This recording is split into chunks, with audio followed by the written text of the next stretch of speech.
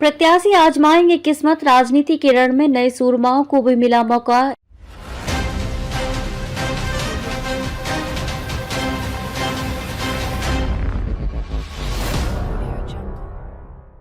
इन सीटों पर कड़ा मुकाबला। दिल्ली विधानसभा की 70 सीटों पर 5 फरवरी को होने वाले आम चुनाव में 699 प्रत्याशी अपनी किस्मत आजमाएंगे। चुनाव में हुए 1522 नामांकन के बाद आयोग ने 981 प्रत्याशियों के पर्चे को सही पाया था। इसके बाद हुई स्क्रूटनी में 719 दावेदार रह गए। नाम वापस लेने की प्रक्रिया के बाद चुनावी मैदान में अब 699 प्रत्याशी 70 विधानसभाओं में अपनी किस्मत आजमाएंगे। नई दिल्ली सीट पर होगा सबसे कड़ा मुकाबला। मुख्य निर्वाचन अधिकारी कार्यालय से मिली जानकारी के मुताबिक सबसे कड़ा मुकाबला नई दिल्ली विधानसभा सीट पर होगा। यहाँ विभिन्न पार्टियों के 23 प्रत्याशी चुनाव लड़ रहे हैं। दूसरी ओर दिल्ली में सबसे कम प्रत्याशियों वाली सीट कस्तूरबा नगर विधानसभा और पटेल नगर विधानसभा बन गई हैं। इन दोनों सीटों पर कांग्रेस, भाजपा और आप सहित कुल 5-5 प्रत्याशी चुनावी मैदान में हैं। वहीं कालकाजी विधानसभा सीट पर भी घमासान है। यहाँ कांग्रेस, भाजपा के धुरंधरों के अलावा आप प्रत्याशियों को टक्कर देने के लिए 10 अन्य प्रत्याशी भी मैदान में हैं।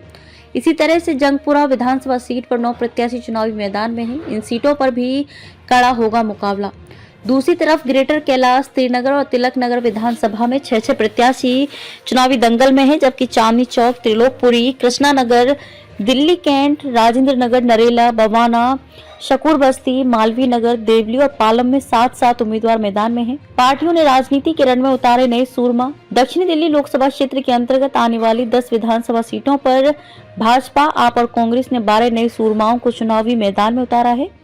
दलों के नए उम्मीदवार को टिकट देने की रणनीति कितनी सफल साबित होगी, ये चुनाव परिणाम ही बताएंगे। विधानसभा चुनाव 2020 में बदरपुर बॉर्डर से कांग्रेस ने अपने उम्मीदवार के रूप में प्रमोद कुमार यादव को टिकट दिया था। उनकी जमानत भी नहीं बची थी। इस बार पार्टी ने नए और युवा चेहरे अर्जुन भड़ाना को टिकट दिया है।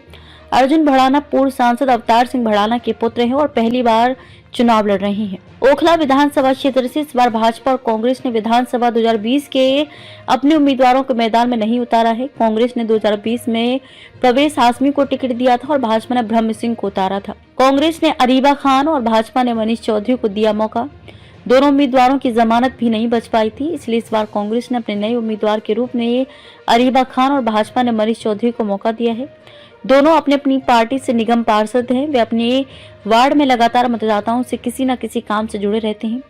दोनों दलों को विश्वास है कि उनके उम्मीदवार चुनाव में उनके नाव को अवश्य पार लगाएंगे। महरौली से आपने महेंद्र चौधरी को दिया टिकट। महरौली विधानसभा क्षेत्र से आपने निवर्तमान विधायक नरेश यादव का टिकट काटकर महेंद्र चौधरी को दिया है। इसी सीट पर भाजपा ने कुसुम का टिकट काटकर गजेंद्र यादव को मैदान में उतारा है। मालवीय नगर से कांग्रेस ने नए प्रत्याशी के रूप में जितेंद्र कोचर को तो संगम विहार नए चेहरे हर्ष चौधरी को टिकट दिया है। कस्तूरबा नगर से आपने नए उम्मीदवार रमेश को टिकट दिया है। अंबेडकर नगर से कांग्रेस ने जयप्रकाश को उतारा है। देवली विधानसभा क्षेत्र से भाजपा ने अपने गठबंधन के सहयोगी दल लोक जनशक्ति पार्टी एलजेपी को चुनाव लड़ने के लिए समझौते में दे दी है। एलजेपी ने दीपक तंवर, कांग्रेस ने राजेश चौहान व आपने प्रेम कुमार को मैदान में उतारा है। यहाँ पर तीनों प्रत्याशी पहली बार लड़ रहे हैं।